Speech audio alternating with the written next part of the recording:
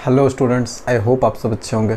बच्चों, आज का हमारा टॉपिक है क्लास 11th के second chapter structure of atom का particle nature of electromagnetic radiation, जैसा कि आप देख रहे हैं। ओके, इससे पहले बच्चों हम wave nature of electromagnetic radiation के बारे में पढ़ चुके हैं, जहाँ पे हमने वेव नेचर क्या है, किस तरीके से उसकी प्रॉपर्टीज़ होती हैं, मैकेनिकल नॉन मैकेनिकल वेव्स क्या होती हैं, उनकी प्रॉपर्टीज़ क्या होती हैं, wave number, wave length, frequency, time period, amplitude, किसी वेव के लिए क्या होता है। इलेक्ट्रोमैग्नेटिक स्पेक्ट्रम देखा था हमने, पूरी स्पेक्ट्रम को समझने की कोशिश करी थी कि कितना किस रेंज में क्या फ्रीक्वेंसी, क्या वेवलेंथ्स होती है। तो ये सारी चीज़ें हम पहले पढ़ चुके हैं। देन हमने ये चीज़ देखा था कि जब हमने पिछला टॉपिक स्टार्ट किया था तो हमने स्टार्ट करने से पहले एक चीज़ ध्यान दिया था कि जब रदरफोर्ड का मॉडल ख़त्म हुआ था तो हमने ये बताया था कि रदरफोर्ड के मॉडल और नील बोर के मॉडल के बीच में बहुत सारी डेवलपमेंट हुई, और ये जो सारा टॉपिक हम पढ़ रहे हैं that is part of development leading to Bohr's model.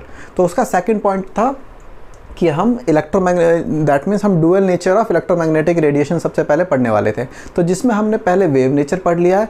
अब हम पार्टिकल नेचर के बारे में पढ़ेंगे और लास्ट में electromagnetic spectrum, basically emission spectrum, absorption spectrum, ये सारी चीज़ें पढ़ने की कोशिश करेंगे। ठीक है, तो आई होप आपको पहले की वीडियो समझ आई है। अभी चलिए स्टार्ट करते हैं particle nature of electromagnetic radiation. तो जब मैं बोलता हूँ particle nature of electromagnetic radiation, तो this is also known as Planck's quantum theory. Planck's quantum theory, ठीक है। हम ये देखते हैं कि प्लैंक्स क्वांटम थ्योरी क्या है और क्या बोलने की कोशिश करता है। देखो, सबसे पहली चीज़ इसकी ज़रूरत क्यों पड़ी। देखो, होता क्या है कि अगर आप 12th में जाओगे तो दो एक्सपेरिमेंट के बारे में पढ़ोगे, डिफ्रैक्शन एंड इंटरफेरेंस। जो लाइट का वेव नेचर है वो सक्सेसफुली ये बता पाता है कि लाइट डिफ्रैक्शन और इंटरफेरेंस क्यों करते हैं। बट क्वेश्चन है कि हमें क्यों ज़रूरत पड़ी पार्टिकल नेचर पढ़ने की, क्योंकि बहुत सारे ऐसे फिनोमिनन थे जिसको वेव नेचर नहीं समझा पाया, जिसके लिए हमें पार्टिकल नेचर की ज़रूरत पड़ी। वो कौन कौन से फिनोमिनन थे? सबसे पहला था ब्लैक बॉडी रेडिएशन। क्या होता है इस पर डिटेल में आएंगे। ब्लैक बॉडी रेडिएशन के बारे में नहीं बता पाया। दूसरा, फोटो इलेक्ट्रिक इफेक्ट। तीसरा है लाइन स्पेक्ट्रम, मेनली हाइड्रोजन की जो लाइन स्पेक्ट्रम थी, आपने छोटी क्लास में पढ़ा होगा, लाइमन बाल्मर पास्कल सीरीज, ये सारी चीज़ें। तो क्वेश्चन है कि जो वेव नेचर जो हमने इससे पहले पढ़ा था वो ढंग से एक्सप्लेन नहीं कर पाता, ढंग से क्या, बिल्कुल भी एक्सप्लेन नहीं कर पाता ब्लैक बॉडी रेडिएशन के बारे में, फोटो इलेक्ट्रिक इफेक्ट के बारे में। ये सारे टॉपिक हम डिटेल में आगे पढ़ेंगे, लेकिन प्लैंक्स क्वांटम थ्योरी के अकॉर्डिंग सिंपल सी चीज़ थी कि इन सारी चीज़ों को समझने के लिए हमें क्या चाहिए होगा, हमें पार्टिकल नेचर, लाइट के पार्टिकल नेचर ही इन सारे बिहेवियर को शो कर पाता है। कैसे कर पाता है, क्या कर पाता है, ये सारी चीज़ें हम डिटेल में अभी देखने की कोशिश करते हैं। लेकिन ये समझो कि पार्टिकल नेचर की ज़रूरत क्यों पड़ती है, क्योंकि हमें ये समझ आता है कि कुछ ऐसे फिनोमिनन है जैसे डिफ्रैक्शन हो गया, इंटरफेरेंस हो गया, इसको तो वेव नेचर समझा पाता है, लेकिन ऐसे phenomenon black body radiation, photo electric effect and line spectrum, इन सारी चीज़ों को नहीं समझा पाता। इसके लिए हमें particle nature of electromagnetic radiation पढ़ना पड़ा।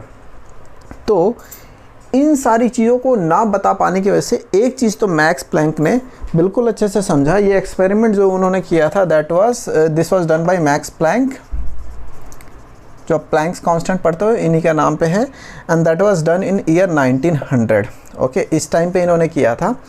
और एक चीज़ इन्होंने बताया कि ये जो चीज़ें नहीं बता पाती हैं वेव नेचर, इसका सिंपल मतलब है कि जो सिस्टम है, ठीक है, वो आपका कोई भी लाइट सिस्टम होता है, कोई भी लाइट सिस्टम कह रहा हूँ, कोई भी ऑब्जेक्ट होता है, कोई भी जो ऑब्जेक्ट है that is unable to absorb और emit all types of radiation.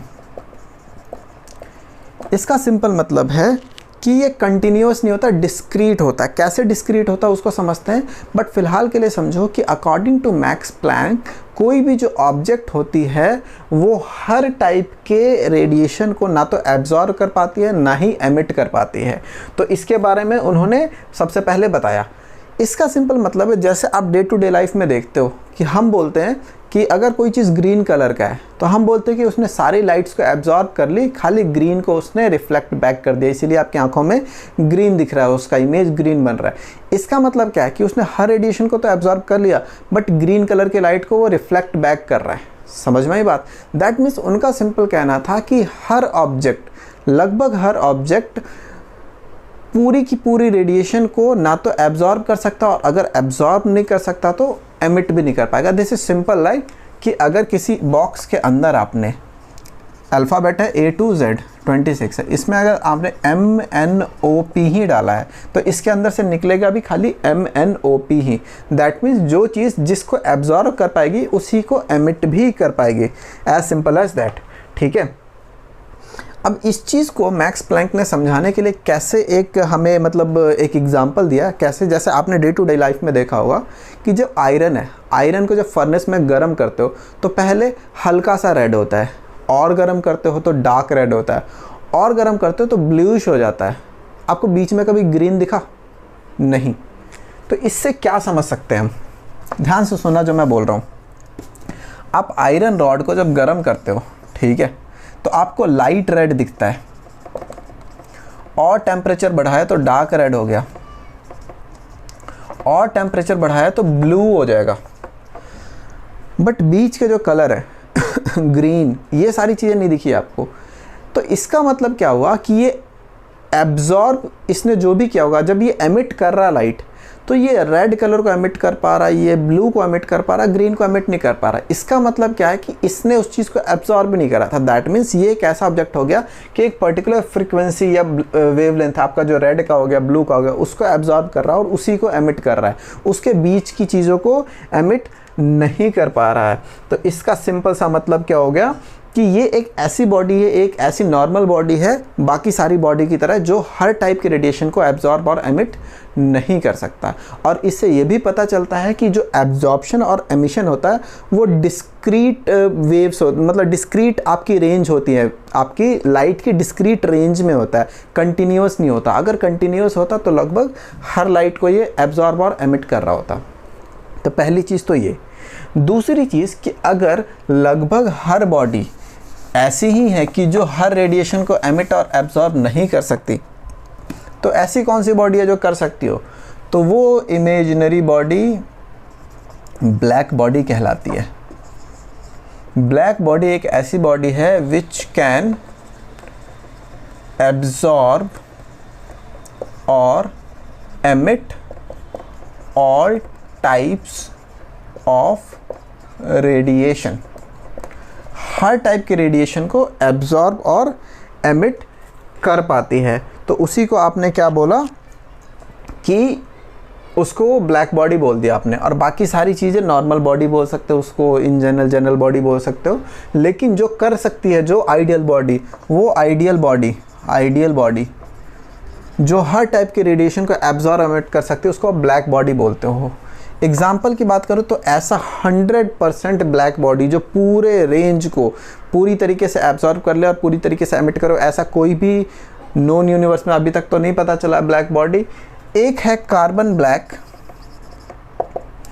वो बहुत क्लोज है, मैक्सिमम रेंज ऑफ रेडिएशन को वो एब्जॉर्ब कर पाता है, और अगर एब्जॉर्ब कर पाता तो एमिट भी कर पाता है। लेकिन this is not the perfect example of black body, ये चीज़ हमेशा ध्यान रखना।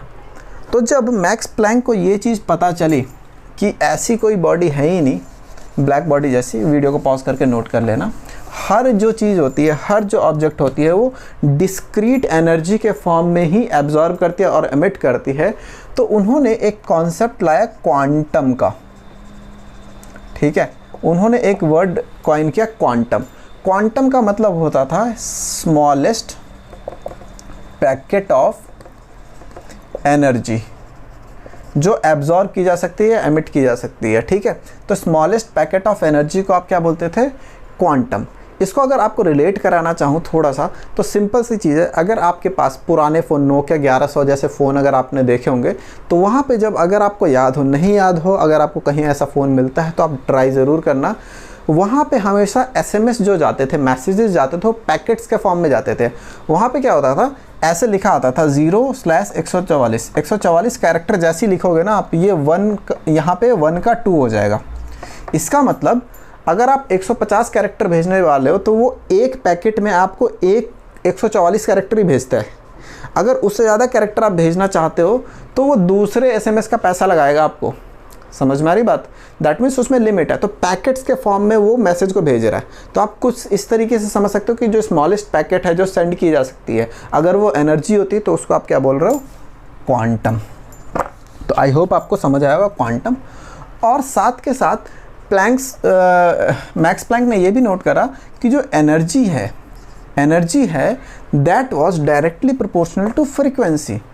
जैसे जैसे आप देखो, अगर मैं आयरन की बात करता हूँ तो वो पहले रेड हुआ था और रेड से ब्लू हुआ, तो दैट मीन्स जब एनर्जी बढ़ रही है तो लाइट रेड से ब्लू की साइड जा रही है। अब रेड ब्लू में क्या डिफरेंस है, रेड की वेवलेंथ बहुत ज़्यादा होती है, ब्लू की वेवलेंथ बहुत कम होती है। और वेवलेंथ बहुत कम होती है तो इसका मतलब क्या होता है, इसकी फ्रीक्वेंसी बहुत ज़्यादा होती है, रेड की फ्रीक्वेंसी बहुत कम होती है।